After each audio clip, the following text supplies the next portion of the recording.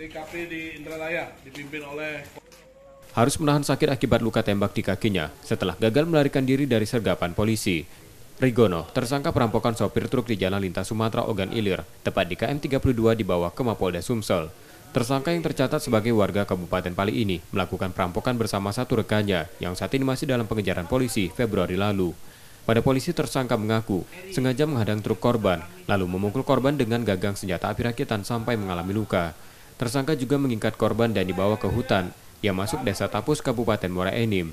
Setelah itu tersangka kabur membawa truk dan barang-barang korban. Nodong mobil Di DOI. Mobil apa itu? truk, Terus kamu apoi mobil itu, sopirnya?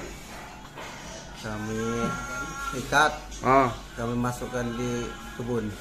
kamu gepuk palanya? Tidak, Hah? di kebun. Digepuk. Terus kamu ambil apa? Ambil mobilnya. Ambil mobilnya. Wong itu kamu bunuh tidak? Tidak. Tidak dibunuh. Tidak. Di tempat bayi di kebun. Nah, Mobil itu dijual kemana? Kemana? Lampung Lampung, dijual di Lampung. Jual berapa? belum sempat terjual dia nih. belum sempat. Belum sempat dijual. Ya, tertangkap oleh kami.